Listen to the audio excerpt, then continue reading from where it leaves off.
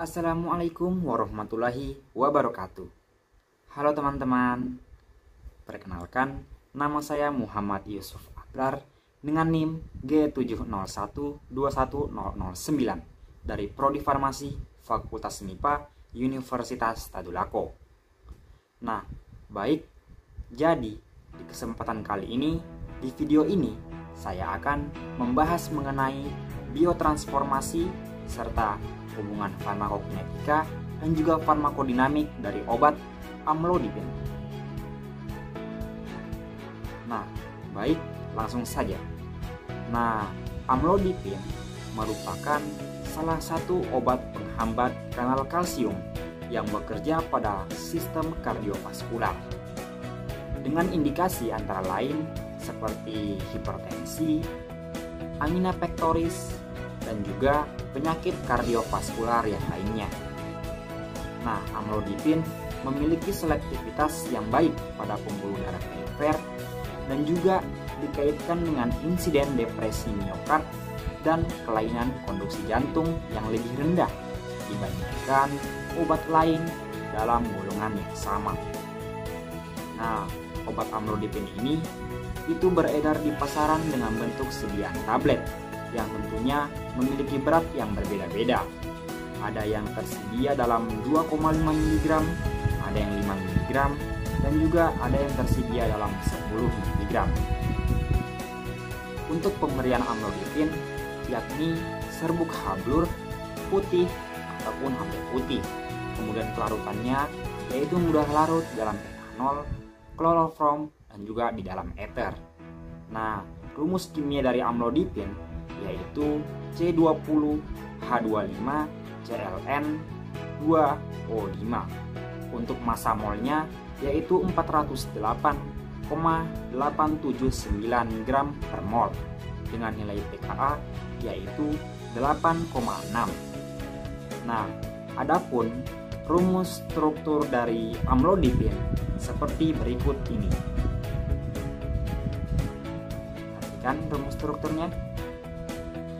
Nah, baik, itulah rumus strukturnya, yang mana nama IUPACS-nya yaitu RS3-etil 5-metil 2-aminoetoksi metil 4 2-kloropenil 6-metil 1 4-dihidropiridin 3 5-dikarboksila. Wah, sangat panjang bukan nama IUPACS-nya? Nah, kemudian farmakodinamik dari obat amlodipin, di mana merupakan long acting, lipofilik, dan juga dihidropiridin kalsium channel blocker generasi ketiga. Nah, amlodipin ini bekerja dengan cara menghambat influx kalsium ke dalam sel otot polos pembuluh darah dan sel miokardium sehingga menurunkan resistensi vaskular perifer. Amlodipin ini memiliki afinitas kuat terhadap membran sel. Baik, kemudian kita akan membahas mengenai mekanisme kerja dari obat amlodipin. Kalian bertanya-tanya, bagaimana sih amlodipin ini bisa menurunkan tekanan darah pada seseorang atau hipertensi pada seseorang? Mari kita bahas. Nah, baik, jadi obat amlodipin ini bekerja pada sistem kardiovaskular itu dengan cara melemaskan dan juga memperlebar diameter dari pembuluh darah. Nah, efek yang dihasilkan ini dari melebarnya pembuluh darah tadi itu akan memperlancar aliran darah menuju jantung dan juga akan mengurangi tekanan darah.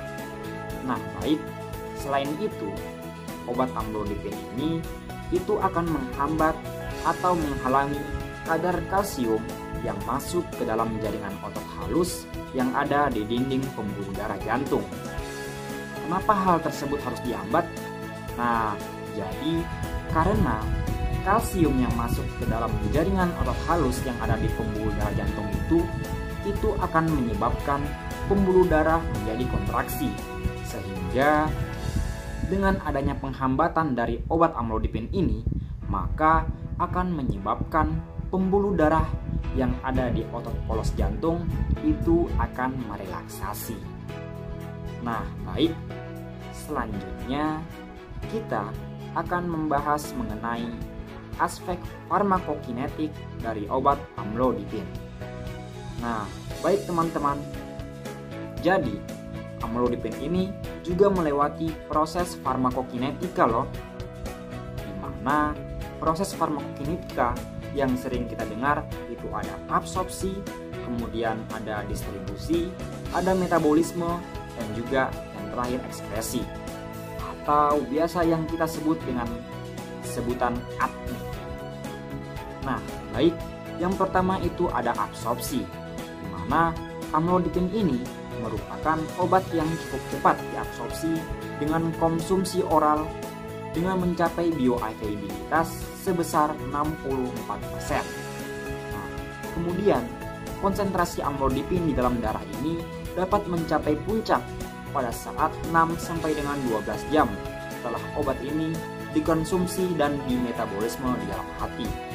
Nah, untuk kadar plasma dari obat amlodipin ini itu akan semakin meningkat dengan penggunaan amlodipin dalam jangka yang panjang. Nah, hal tersebut berhubungan dengan masa paruh eliminasi dari amlodipin, yaitu tepatnya sekitar 35 sampai dengan 48 jam. Nah, kemudian untuk kadar plasma ini itu akan stabil apabila setelah pemberian amlodipin secara rutin yang dilakukan kurang lebih selama 7 sampai dengan 8 hari. Nah, baik. Adapun yang kedua ialah proses distribusi. Nah, amlodipin ini memiliki volume distribusi sebesar 21,4 liter per kilogram. Dengan volume distribusi tersebut, maka amlodipin ini dapat terdistribusi pasif ke kompartemen jaringan. Nah, sekitar kurang lebih 93-98% amlodipin ini di dalam plasma darah itu nanti akan terikat dengan yang namanya protein. Nah, yang ketiga ialah ada metabolisme. Baik, amlodipin ini itu dimetabolisme di hati dan akan menjadi bentuk metabolit inaktifnya. Nah, metabolit amlodipin ini itu tidak memiliki aktivitas antagonis kalsium. Jadi hanya sedikit bentuk obat aslinya saja yang akan diekskresikan melalui urin. Nah, berbicara mengenai ekskresi, maka di pikiran kita akan langsung membahas mengenai ekskresi dari amlodipin itu sendiri. Baik, proses yang terakhir ialah ekskresi, di mana sebagian besar dari metabolit amlodipin ini atau sekitar 62%, nah dosis yang kita konsumsi itu akan diekskresikan melalui urin dan juga sisanya itu akan diekskresikan melalui feses.